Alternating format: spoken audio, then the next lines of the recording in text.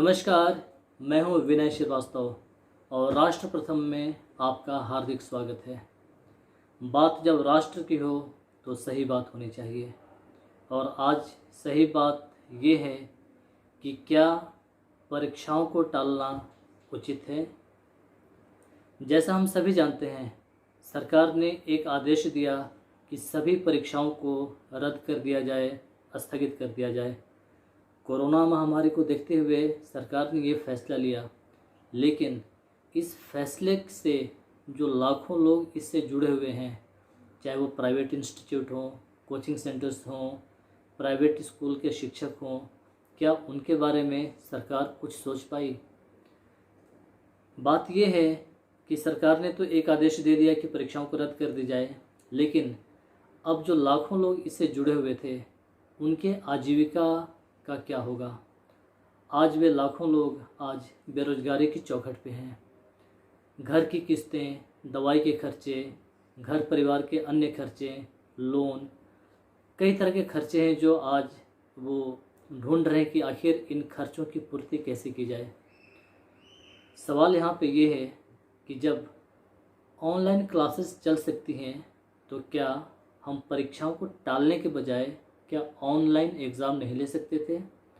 आखिर क्या कारण है कि सरकार ने परीक्षाओं को ऑनलाइन लेने के बजाय उसको स्थगित ही कर दिया? परीक्षाओं को स्थगित करने से ये हुआ कि जो पेरेंट्स हैं उन्होंने कोचिंग्स में या ऑनलाइन जो क्लासेस बच्चों का करवाते थे उन सबको बंद करवा दिया। पेरेंट्स का ये कहना है कि जब परीक्षाएं ही नहीं होंगी तो फिर हम कोचिंग में क्यों भेजें या फिर ऑनलाइन क्लासेस क्यों करवाएं बच्चों का। इससे जो प्राइवेट ट्यूटर्स थे उन सब का जो हाल है अभी बिल्कुल बेहाल हो चुका है।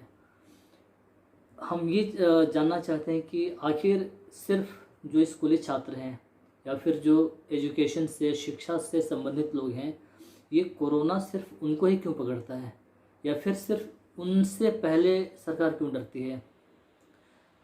हमने ये देखा कि उसी वक्त हर जगह जिस प्रदेशों में चुनाव हो रहे थे वहाँ पे हजारों लाखों में भीड़ इकट्ठे हो रहे थे, तो क्या वहाँ पे लोगों का कोरोना वहाँ पे लोगों को नहीं हो रहा था?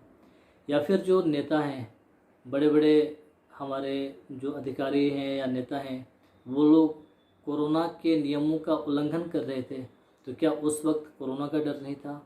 ये सिर्फ जो शिक्षा से संबंधित लोग हैं या जो बच्चे हैं, इनको हर बार क्यों टारगेट किया जा रहा है? ये बहुत बड़ा प्रश्न है। परीक्षाओं को टालने से ये हो गया कि जो बच्चों का भविष्य है वो भी अधर में है। जिन्होंने पूरे साल मेहनत किया, ट्यूशन पढ़े, पैसे लगाए, अब जो पेरेंट्स वो भी सोच रहे हैं कि यार पैसे हमने तो बेकार में लगा दिए। जो बच्चे हैं उनका भविष्य भी दांव पर है और जो नहीं पढ़ने वाले हैं उनका तो बल्ले बल्ले है। वो तो ये सोच रहे हैं कि यार ये तो बहुत ही अच्छा हो गया कि हमने पढ़ाई करी नहीं और नेक्स्ट क्लास में प्रमोट हो गए। तो हर तरह से ये जो आदेश है वो बहुत चिंतित और दुखी करने वाला है।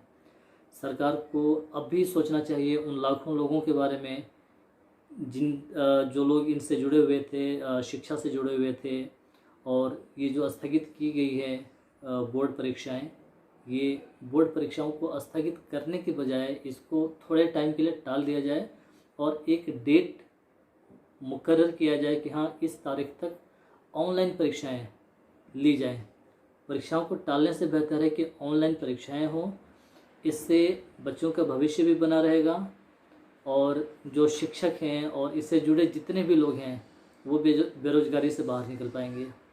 सरकार को ये सोचना है, हम सभी को सोचना है, और हर बार ये जो बच्चों पर, शिक्षा से जुड़े लोगों पर ये जो कोरोना का डर है और जो मार है, इसके बारे में तो हमें बहुत ही ज़्यादा सोचने की ज़रूरत है।